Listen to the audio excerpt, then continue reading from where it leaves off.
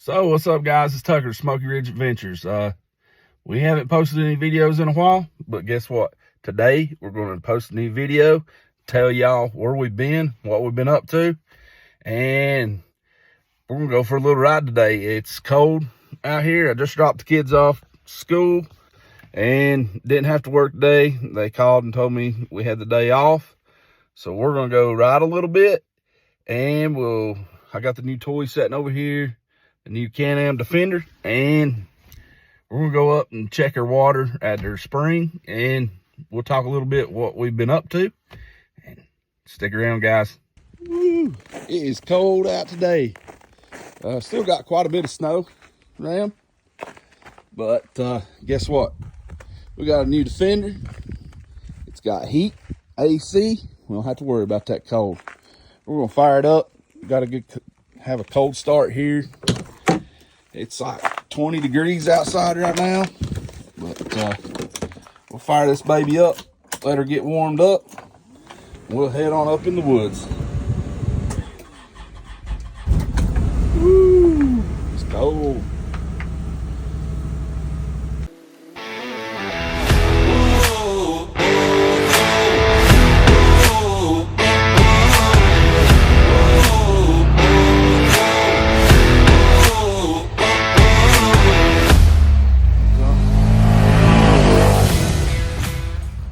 So we're back here in the Defender. We got her fired up, warmed up.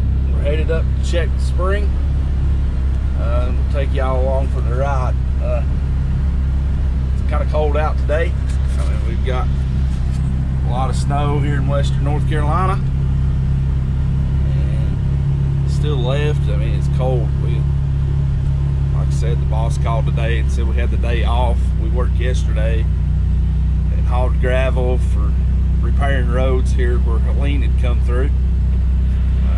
As y'all know, we had a lot of damage here in western North Carolina, and we've been working hard to get that back, all the roads fixed back. But that leads us to the reason why I bought this Defender, though. During the storm, we was stuck in, wasn't able to get out. Our roads was gone, and you had to have a four-wheel drive. And I've got a F-250, but it's a big old truck.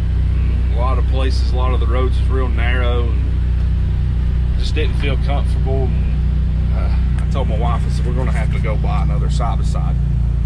So we talked about different models that we wanted. I wanted something cheap, and then couldn't make my mind up what I wanted exactly. I was originally going to go with like a CF Moto like Evan has, and his dad has, and it's the U-Force 1000, which is a good machine. And my wife, she said she wanted something with a cab on it, and we went and looked at the Alpine, and it looked like a pretty good machine for the price. But I was wanting what are they? The Polaris Expeditions. Those are super sweet, but I'm not a big Polaris guy. I mean, I've had Polaris, I've had 2 or 3, and I've only had one Polaris side by side though, and it was like a Ranger, a small Ranger. It was a 2012 model, but it was a piece of junk. I mean, it's constantly something on it all the time. It was cold natured, it was carbureted, could never get the dang thing to start. Breaking axles all the time. I sold it, and we ended up going and buying a 22 model, and it was a Can-Am Defender Max.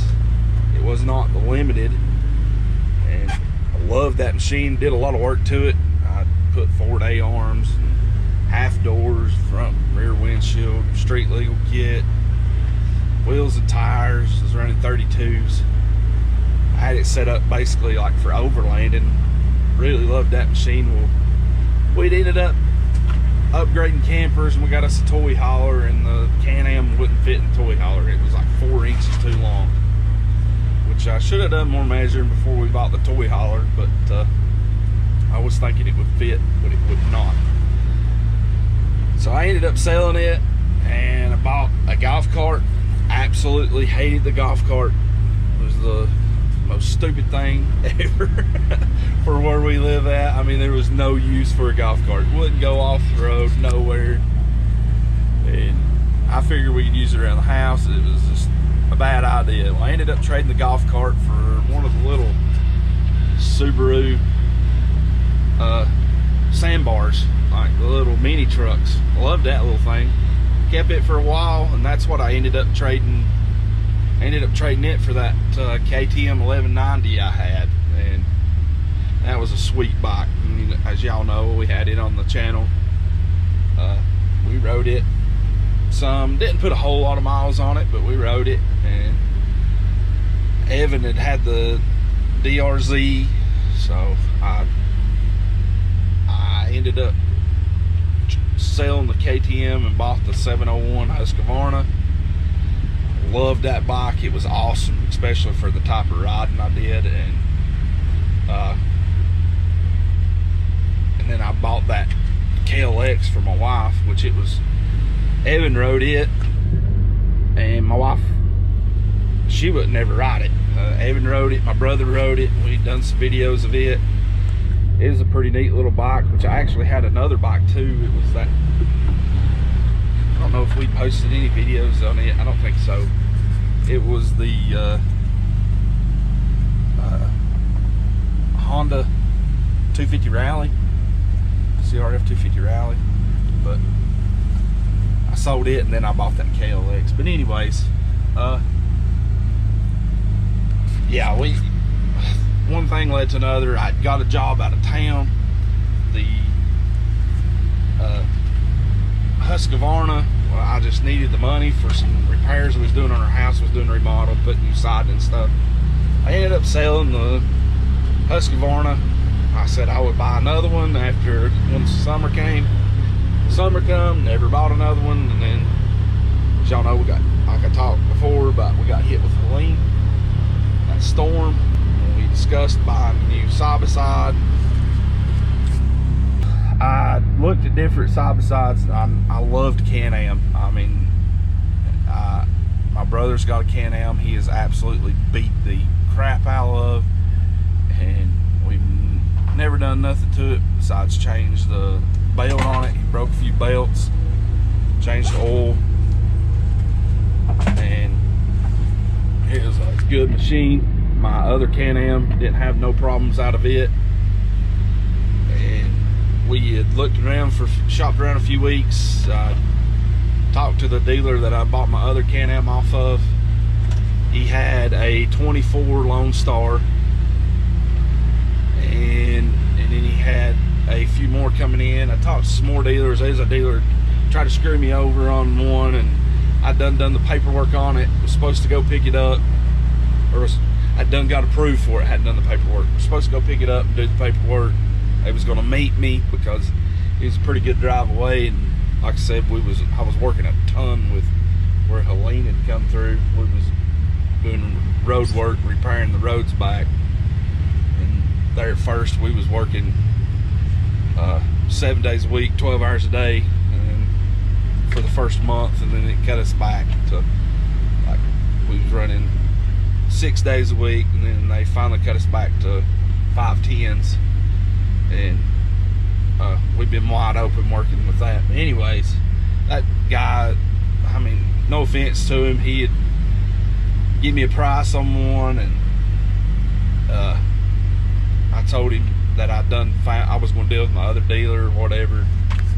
Well, he said he could beat his price, done all this, and I told him, I said, well, if you can beat that price, I'll come get it, because I mean, I didn't want to spend $40,000 on a machine. Well, ended up fixing to go pick the machine up, and he messaged me and he's like, oh yeah, I forgot to add this to it and this to it, and ended up the price was high, and it come up to be, for a regular limited, I think it was like $38,000 or something for a limited max. And I was like, no thank you. And the dealer that I normally dealt with, which is down in Seneca, South Carolina,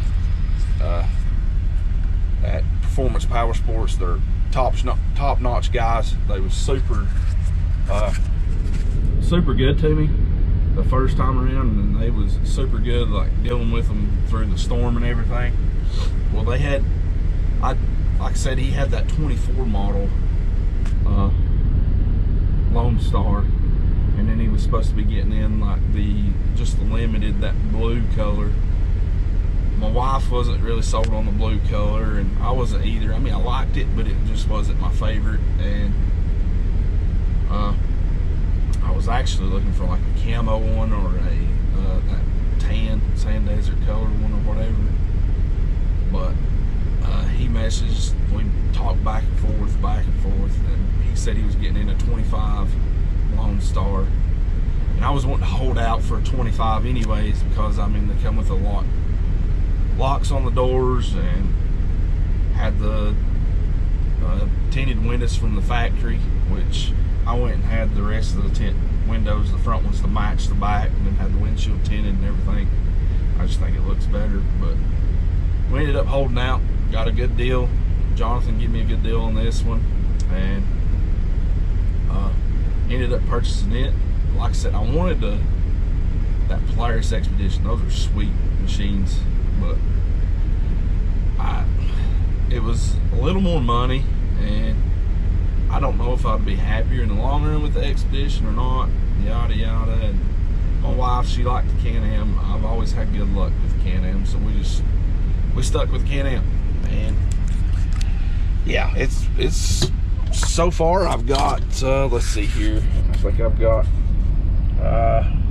we put quite a few miles on it in the short time we've had it. I've got 564 miles on it so far, and the only things I've done to it is, I'll get out here, we made it up to the spring. As y'all can see, tinted the windows. I had put I think it's the WD Electronics signal light kit on it.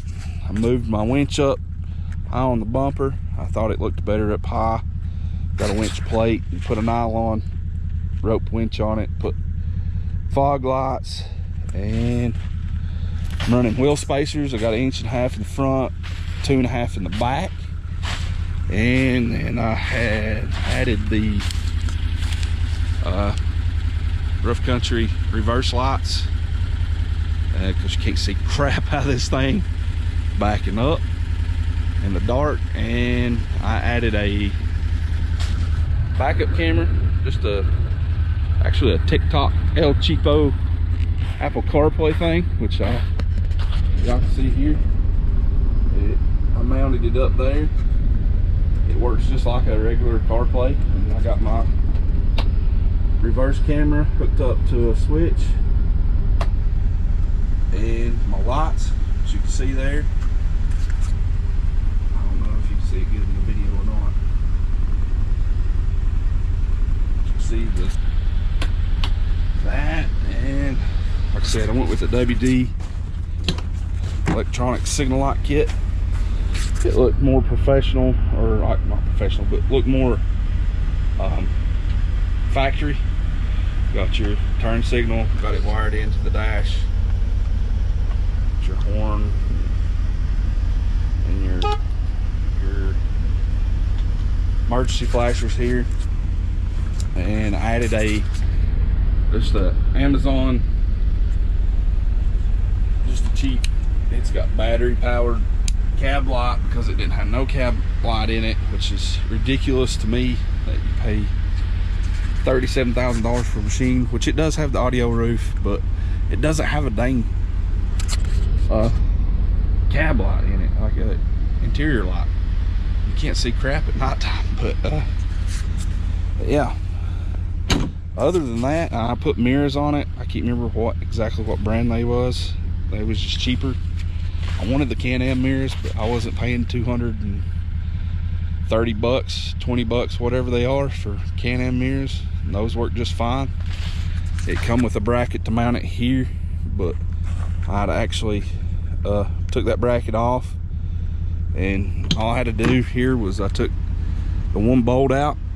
I did have to take a drill bit and drill that just a hair bigger and bolted it right up. They work just fine. And as far as the machine goes, I love it. I mean, we went riding last weekend and it did amazing. It went great. I do have an upgrade coming this weekend, which they're supposed to be here. I'm actually putting new wheels and tires on it. I ordered a set of 32s and a new set of wheels. We'll do a video on those. One other thing I did smoke the headlights, which I think it looks better, but you really can't see crap at nighttime unless you're running your fog lights. And those are not very bright either. They are the rough country. I got the amber lens covers on it, but got the DRL lights for the on them, and you can turn them on and off, yada yada, you know. But I put those yellow covers on there, and you can see a little better when it's snowing out. And let's see, I don't think I've added anything else to it, but it's a great machine. It's a, like I said, it's a 2025 Lonestar Limited Max. Got the whole family can get in it. We can even add more people to it if we need to, which we've got 5 in our family. And yeah, we love it. But y'all know that's the reason why we've been gone. We haven't posted no videos, but hopefully we're going to start something else new. We'll be able to post some videos of us riding side by sides. Won't be on 2 wheels anymore, but Evan actually does have his DRZ 400 still.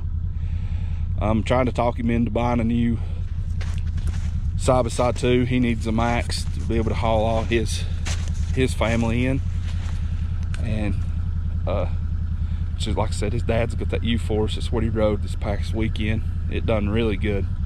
Like my oldest boy Tyson, he rode, like we swapped back and forth and let the kids switch over, and that way everybody kind of stayed warm when we was riding. And Tyson actually said the U-Force was a little smoother than what the Can-Am was riding. But I did have my shocks turned all the way up, and I'm running a lot of air in my tires anyways, because I do a lot of road riding. And it was kind of rough on the trail. I especially had a lot of chatter and stuff, but like on the gravel. And anyways, yeah, that's the new machine. And hope y'all enjoyed the video, and I hope you guys like and subscribe and stick around to see what's next. And hopefully we'll be posting some more, and I'll be doing more upgrades with side by side. I'm eventually wanting to do like either a long travel suspension or portals. I don't know yet. That's a lot of money to add to a done $40,000 machine, which I didn't give $40,000 for it, but that's what I'll have in it after everything's said and done. But yeah, anyway, stick around guys. See you on the next video. Peace out.